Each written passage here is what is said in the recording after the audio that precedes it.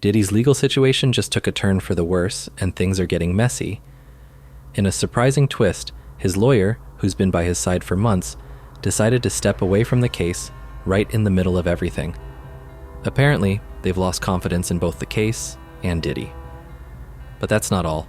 Things got even more interesting when a recording from a prison call popped up online.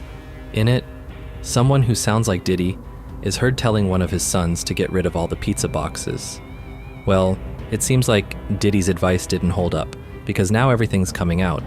More and more stories are surfacing, and people are starting to share their own experiences with him. On top of that, the accuser's lawyer seems pretty confident, even saying it's unlikely Diddy will get out of this easily. So, what's making these lawyers so sure Diddy's in trouble? And why did his own lawyer step back before things even kicked off? Let's break it down, because there's a lot being uncovered right now. I'll keep it straightforward and easy to follow. Let's start with the basics. Just this week, a federal judge turned down Sean Diddy Combs' request for a hearing about claims that the government leaked tapes of him supposedly in a disagreement with his former partner, Cassie Ventura, which he says was done to damage his reputation. On Monday, December 16th, Judge Aaron Subramanian shared an opinion, as reported by People, saying that Combs couldn't back up his claims that the government was sharing private information with the media, including footage from 2016 related to an incident at the Intercontinental Hotel involving Ventura. The judge said Combs hasn't shown enough proof that the government shared the Intercontinental Hotel video with CNN. Combs thinks the government might be responsible, but he hasn't really backed it up with solid evidence yet. A video shared by CNN months before Combs' recent legal troubles shows him grabbing Ventura by the neck, pushing her to the ground, and then pulling her down a hallway.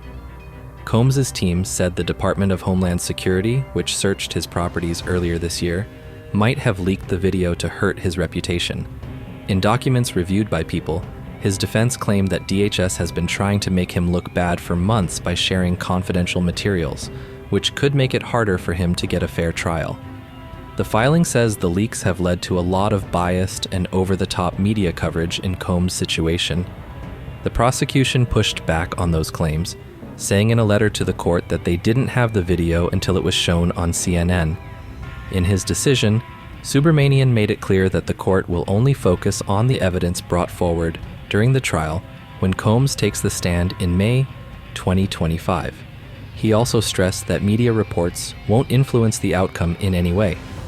He also gave a heads up to the government and its team, saying there could be consequences if any restricted information ends up in the media before it's shared in court. Combs is being held at Brooklyn's Metropolitan Detention Center and hasn't been granted bail, even after multiple attempts and offering significant bail bonds. He's pled not guilty to the charges against him, which include accusations of misconduct and inappropriate activities. All right, let's talk about what they found when they looked through Diddy's place. The prosecutor shared what led to the charges against him and the details they uncovered during the search. During the investigation, agents found items connected to the case. They came across some weapons, including a few modified rifles and a large capacity magazine. They also discovered electronic devices with photos and videos from gatherings involving several people. On top of that, they found boxes full of personal items like lubricant and oils, over 1,000 bottles, that were apparently used in hotel rooms during these gatherings. And now, more surprising claims are coming to light, hinting that Diddy might be connected to some of the most unsettling events in the music industry. This could be why his lawyer recently decided to step away. With so many allegations swirling around and more people coming forward, it seems like even the best legal experts might find it tough to untangle this situation. So basically, this all took off when someone new, Courtney Burgess, came forward. Burgess used to work with Kim Porter, Diddy's ex, and now they're saying they've got flash drives with some pretty shocking stuff on them. Apparently this could be just what the prosecution needs to shake things up. Burgess says these flash drives hold the finished book Kim Porter wanted to share if anything ever happened to her. It's not just a bunch of notes or half-written drafts. Burgess claims it's the full 54 pages of her work. Apparently, the book starts with a powerful message from Kim, saying that if something were to happen to her, she wanted it to be shared with everyone. Over the past few months, some pretty unsettling rumors have been popping up again about what was in Kim Porter's manuscript. If this had come out back when Kim passed away in 2018, we might have gotten a glimpse into some surprising stories about Diddy's life over the years. One of the claims in her manuscript is seriously shocking. She says Diddy once hit her with a chair so hard she ended up in the hospital, and she honestly thought she might not make it. But apparently that wasn't the end of it. While she was in the hospital, she claims Diddy paid off the staff to keep quiet about what happened. And then there's the yacht trip. She says things got so heated that he ended up breaking her nose. It was bad enough that they had to fly her to the nearest hospital to get it taken care of.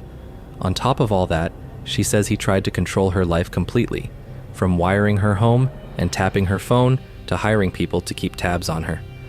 Things took a turn when Diddy reportedly pushed for full custody of their kids. Feeling backed into a corner, Kim allegedly threatened to reveal everything, including some of Diddy's more questionable secrets.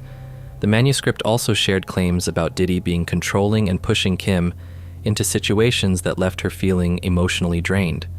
This really hit home when Cassie opened up and shared her own experiences with Diddy, talking about some of the tough times in their relationship.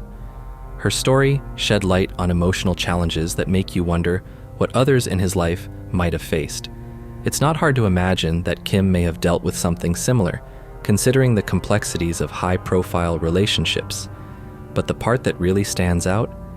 Kim reportedly hinted that Diddy might have been connected to some of the events surrounding Tupac and Biggie's tragic losses. She suggested there's more to the story, raising questions about his role and how their legacies were handled. If true, it adds another layer to an already complicated situation, leaving a lot of people wondering what was really going on. This all really gained traction when former LAPD detective Greg Kading, known for working on some of hip-hop's biggest cases, decided to share his story. Famous for looking into the still unsolved cases of Tupac and Biggie, Kading opened up about the intense music scene of the 90s. He gave an honest, behind-the-scenes look at the rivalries and tensions that shaped the genre and led to some of its most unforgettable and heartbreaking moments. His perspective helped shed light on the culture, the risks, and the people caught up in it during such a legendary time in hip-hop. In a fascinating interview, Kading talked about how Diddy might have been involved in some of the decisions and deals behind the scenes that added fuel to the fire back then. The rivalry between East Coast and West Coast hip-hop was already intense, and it sounds like some big names in the industry may have stirred things up even more. As Kading looked deeper into what happened around Tupac's death, he hinted that Diddy could have been connected to some of the events that set everything into motion, possibly contributing to what came next. It's an interesting perspective that adds more depth to one of hip-hop's most talked-about feuds. What are your thoughts? Share them below and be sure to check out the next video.